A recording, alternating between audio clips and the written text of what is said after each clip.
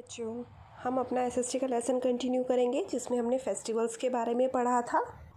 और national festivals के बाद हमने अपने रिलीजियस और कल्चरल फेस्टिवल्स के बारे में पढ़ रहे थे, जिसमें से हमने नंबर 1 होली, दशहरा, नंबर 2 और नंबर 3 दिवाली, ये तीनों फेस्टिवल हम कवर कर चुके हैं। उनके पीछे क्या स्टोरी है वो भी हम जान चुके हैं। तो अब हम आगे बढ़ते हैं और हमारे नेक्स्ट फेस्टिवल की ओर बढ़ते हैं, जो कि है हमारा ईद उल फित्र। और नंबर 5 है हमारा ईद उल जुहा। अगर हम ईद फेस्टिवल की बात करें, सबसे पहले तो हम ये जानेंगे कि ये जो फेस्टिवल है ये हमारा मुस्लिम रिलीजन का है। और ईद का अपने आप में ही मीनिंग होता है festival. Eid is a world wide festival and celebration for Muslims. इसे दुनिया के हर एक कोने में जहाँ पर भी मुस्लिम लोग होंगे वो मनाते हैं बड़े ही चाव से। ये उनका बहुत ही शानदार त्यौहार होता है। Eid ul Fitr which means festival to break the fast is at the end of holy month of Ramzan. Ramzan भी बोलते हैं इसे। जब रमज़ान का जो महीना होता है उसमें जो मुस्लिम लोग होते हैं वो पूरा मंथ फास्ट रखते हैं, फास्टिंग करते हैं। और जब उस मंथ का आखिरी दिन होता है ये जो ईद उल फित्र होता है या कहें ईद जो होती है वो उसमें गिफ्ट के रूप में ये लोग मनाते हैं। और इस दिन वो लोग मीठी सेवई बनाकर एक दूसरे को ईद मुबारक कहकर अपना व्रत खोलते हैं, अपना फास्ट खोलते हैं। और इसे बड़ी खुशी से सारे परिवार के साथ, पूरे परिवार के साथ और अपने रिलेटिव्स के साथ मनाते हैं। जैसे कि आप इस पिक्चर में देख रहे हो, जो मुस्लिम लोग होते हैं वो आपस में एक दूसरे के गले लगकर और ईद मुबारक बोलते हैं। इसका मतलब है कि ईद का जो त्यौहार है आपके लिए मुबारक हो, यानी कि आपके लिए हैप्पीनेस लेकर आए। उसके बाद आता है ईद उल अदहा या ईद अल अदहा भी बोलते हैं उसे। ये हर साल मुस्लिम सेलिब्रेट करते हैं। और ये इसके पीछे जो कहानी है वो इब्राहिम नाम के एक शख्स से जुड़ी हुई है, जो कि उन्होंने उनकी लॉयल्टी के ऊपर और उनकी जो वो इतने आज्ञाकारी थे भगवान के, अल्लाह के, उसकी याद में मनाया जाता है। कहते हैं कि उन्हें एक दिन सपने में आया कि उन्हें अपने बेटे की बलि देनी होगी, ऐसा उन्हें अल्लाह ने आदेश दिया है। कई लोगों ने उन्हें बहुत समझाया लेकिन वो नहीं माने और इतने लॉयल थे वो अपने अल्लाह के प्रति, मतलब इतना मानते थे, इतने आज्ञाकारी थे कि उन्होंने कहा कि नहीं, मुझे अगर सपने में अल्लाह ने बोला है तो मैं ऐसे ही करूँगा। और वो जब अपने बेटे की बलि देने के लिए चले और जब उन्होंने बलि देनी शुरू करी तो भगवान, क्योंकि जैसा कि मैंने पहले भी बताया था कि भगवान तो हमेशा अच्छे लोगों का साथ देते हैं, तो उन्होंने देखा कि ये जो इब्राहिम है मेरे प्रति कितना लॉयल है, तो उन्होंने उनके बेटे को एक बकरे में बदल दिया जिसकी बलि दी गई। और तब से ईद उल अदहा के दिन बलि दी जाती है और इसे बकर ईद के नाम से भी बोला जाता है, मनाया जाता है। तो जो ईद उल फित्र और ईद उल जुहा है, ये हमने देखा कि हम किस लिए मनाते हैं। ईद उल फित्र को हम मीठी ईद के नाम से भी जानते हैं और ईद उल जुहा, जैसे मैंने भी आपको बताया, बकर ईद के नाम से भी जाना जाता है। इसके बाद नेक्स्ट है हमारा मुहर्रम। मुहर्रम की अगर हम बात करें तो मुहर्रम मुस्लिम या इस्लामिक कैलेंडर के अकॉर्डिंग पहला महीना होता है। और जो ये भी बहुत ही रिलीजियस होता है, जैसे कि उनके लिए रमज़ान का महीना होता है। तो लेकिन रमज़ान का सबसे रिलीजियस महीना माना जाता है मुस्लिम्स का, और उसके बाद आता है मुहर्रम। और मुहर्रम के पीछे की जो कहानी है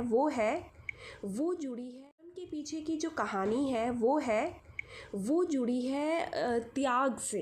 तो इसमें क्या होता है कि एक समय में युद्ध हुआ था जिसमें जो मोहम्मद हैं, पीर मोहम्मद जो हुए थे, उनके ग्रैंडसन यानी कि उनके पोते जो हसन और हुसैन थे, वो मारे गए थे। और तब से उनकी याद में ये एक फेस्टिवल नहीं है, मतलब खुशी वाला फेस्टिवल नहीं है, इसे एक मातम के रूप में, एक थोड़ा दुख जाहिर करने के रूप में मनाते हैं और अल्लाह से माफ़ी मांगते हैं कि हमसे जो भी गलतियाँ हुई हैं उसके लिए वो हमें माफ़ कर दे। मुहर्रम के बाद अगर हम आएँ तो हमारा नेक्स्ट त्यौहार है गुरुपूरब। गुरुपूरब जो त्यौहार है वो सिखों का त्यौहार है और ये त्यौहार जो है वो गुरु नानक देव जयंती के रूप में भी मनाया जाता है। इस दिन जो सिखों के गुरु हुए गुरु नानक देव जी, उनका जो जन्म दिवस के रूप में इस दिन को वो मनाते हैं। इस दिन गुरुद्वारे में बड़े बड़े लंगर आयोजित किए जाते हैं, सत्संग होता है और लोग भजन कीर्तन करते हैं, प्रसाद बंटता है और इस तरीके से वो गुरुपुरब का दिन मनाते हैं, जो कि ख़ास तौर पर आप देखेंगे तो पंजाब में बहुत धूमधाम से मनाया जाता है। और या फिर हम कहें कि सिख, जैसे मुस्लिम जिस कोने में रहते हैं ईद मनाते हैं, ऐसे सिख लोग भी जिस कोने में होते हैं, विदेश में हो या देश में हो, वो गुरुपुरब को बड़े धूमधाम से मनाते हैं। गुरुपुरब के बाद आता है हमारा number 8 festival, that is Christmas. Christmas की अगर हम बात करें तो क्रिसमस का जो दिन है वो हम जीसस क्राइस्ट के जन्म दिवस के रूप में मनाते हैं और इस दिन उनका जन्म हुआ था। और इससे एक ख़ास जुड़ाव है बच्चों का, क्योंकि एक कथा इसके लिए प्रचलित है कि इस दिन सेंटा क्लॉज जो होते हैं वो घर घर जाकर बच्चों को गिफ्ट देते हैं। जीसस क्राइस्ट जो थे वो क्रिश्चियंस के गुरु थे, गॉड थे। जैसे मैंने बताया था स्टार्टिंग में कि हर रिलीजन में अलग उनको पूजा जाता है, लेकिन अगर हम अंत में देखें तो सबका जो मोरल होता है, जो उद्देश्य होता है, वो सेम होता है कि हमें आपस में मिलजुल कर प्यार से रहना चाहिए और हमें इंसानियत का साथ देना चाहिए। क्रिसमस के बाद हमारा आता है गुड फ्राइडे। गुड फ्राइडे का जो दिन है वो वैसे तो उदासी वाला दिन है, क्योंकि इस दिन वो जीसस क्राइस्ट ने अपना बलिदान दे दिया था, या कहें उन्होंने इस जीवन को त्याग दिया था। लेकिन इसको फिर भी गुड इसलिए माना जाता है क्योंकि उन्होंने अच्छाई के लिए, अपने लोगों के भले के लिए ऐसा किया था। इस दिन चर्चेज़ में बहुत कैरल्स गाते हैं और प्रेयर करते हैं और भगवान से क्षमा भी मांगते हैं कि हमने जो पाप किए उनके लिए हमें क्षमा करें, और निश्चय भी करते हैं इस चीज़ का कि हम जीवन में आगे चलकर अच्छे अच्छे काम करेंगे और मानवता के लिए काम करेंगे, ताकि किसी का भी हमारे हाथों नुकसान ना हो। गुड फ्राइडे के बाद हम अपने अगले त्यौहार की ओर बढ़ते हैं, वो है हमारा Mahavir Jayanti. Mahavir Jayanti is one of the most important festival in Jainism.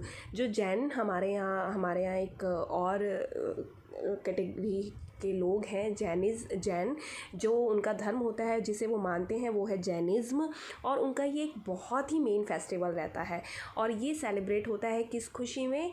Birth anniversary of the 24th तीर्थंकर महावीर। उनके जैसे हमारे यहाँ भगवान के अनेक रूप होते हैं, ऐसे उनके यहाँ जो तीर्थंकर यानी कि जो उन्हें दिशा दिखाने वाले महान इंसान हुए हैं, तो उनमें जो 24वें थे जिनका नाम महावीर था, उनका जन्म इस दिन हुआ था और उन्होंने जैनिज़्म को बहुत दूर दूर तक लोगों तक फैलाया था और वो इसको फॉलो करते थे। ये महावीर जैन की मूर्ति है जिसे इस दिन दूध से, शहद से नहलाया जाता है और लोग बड़े ही धूमधाम से, खासकर से जैन लोग बड़े ही धूमधाम से इसे मनाते हैं। महावीर जयंती के बाद अगर हम बात करें तो ये हमारा अगला जो त्यौहार है वो है बुद्ध पूर्णिमा। और अगर हम बुद्ध पूर्णिमा की बात करें तो Buddha's birthday is a Buddhist festival that is celebrated in the most of east Asia, the birth of the Prince Siddharth Gautam. यानी कि जो बुद्ध पूर्णिमा होती है ये भगवान बुद्ध के जन्म दिवस के लिए मनाई जाती है। और जो भगवान बुद्ध थे वो कौन थे?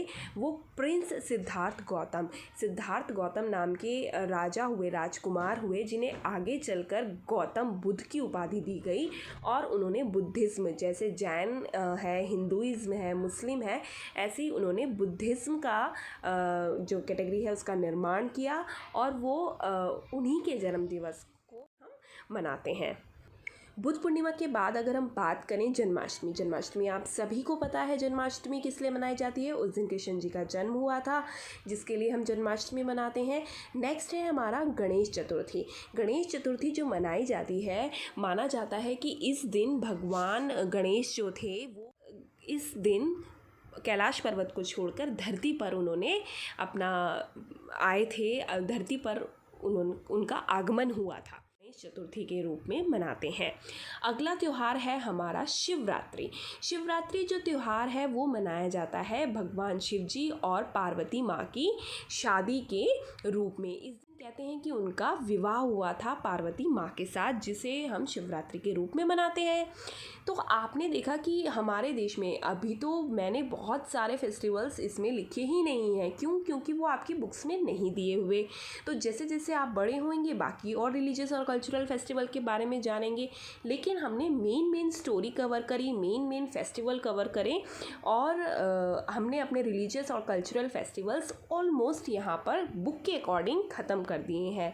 अब हम नेक्स्ट डे पढ़ेंगे हमारे हार्वेस्ट फेस्टिवल, और आप इन्हें अच्छे से रिवाइज करेंगे और आप देखेंगे कि जो चाहे कोई भी फेस्टिवल हो, किसी भी रिलीजन का हो, लेकिन सबका जो मोटो है, सबका जो मोरल है, उद्देश्य है, वो एक ही है कि हमें भाईचारे के साथ और एकता के साथ रहना चाहिए। हमें किसी से बैर नहीं करना चाहिए और ना ही किसी का बुरा करना चाहिए।